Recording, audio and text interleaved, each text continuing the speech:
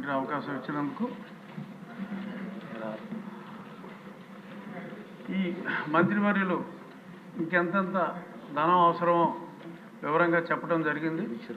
నేను దాని గురించి ప్రస్తావించకుండా నేను ఒక క్వశ్చన్ ఏంటంటే, క్రీడలు అనేది చాలా అవసరం విద్యార్థులకి. ప్రభుత్వ పాఠశాలల్లో నేను చాలా పాఠశాలల్ని సందర్శించడం జరిగింది గత ఒక నెల రోజులుగా. మంచి ప్రాంగణాలు, 1 ఎకరం మొదలుకొని 5-6 ఎకరాలు వరకు కూడా క్రీడా ప్రాంగణాలు ఉన్న జిల్లా పరిషత్ పాఠశాలలో నా నియోజకవర్గం ఉండి నియోజకవర్గంలోనే సుమారు 35 ఉన్నాయి. సరైన ప్లే గ్రౌండ్స్ ఎక్కడా లేవు.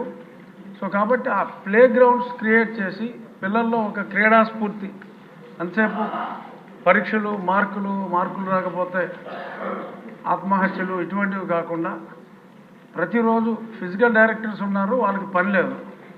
సో ఫిజికల్ డైరెక్టర్స్ కూడా పని ఉండేలాగా క్రీడల్ని ప్రోత్సహించే మార్గం గౌరవనీయులైన మంత్రివర్యులు ఆలోచించే విధానం ఏమైనా ఉందా?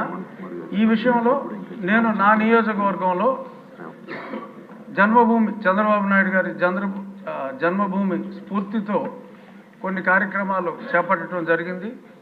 ప్రజలే ఆ ప్రాంగణాన్ని మంచి పర్యావరణం ప్రేమికులందరూ చక్కని మొక్కలు కాదు చెట్లే తీసుకొచ్చి కడియం నుంచి నాటి అన్ని కోర్ట్స్, ఆడపిల్లలకి ఖోఖో కానీ టెన్నికాయిట్ కానీ, మగవాళ్ళకి వాలీబాల్, షటిల్, ఇటువంటి ప్రాంగణాలని ప్రజలే క్రియేట్ చేసుకుంటున్నారు. అంటే ఇంకా చాలా వేల కోట్లు కావాలన్నారు కాబట్టి అన్ని వేల కోట్లు అవసరం ఉండదు.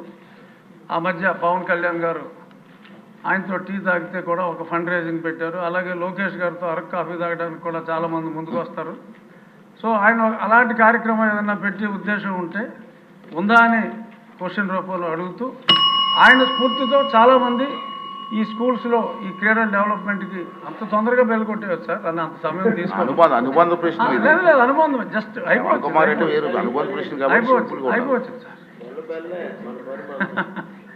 సో ఇటువంటి ఆలోచన చేస్తే లోకేష్ గారి స్ఫూర్తితో అన్ని ఊర్లలోనూ ఎటువంటి ధనం అవసరం లేకుండా వాళ్ళే చేసుకుంటారు. ఆ క్రీడా స్ఫూర్తి అనేది చాలా అవసరం కాబట్టి గౌరవనీయులైన మంత్రివర్గ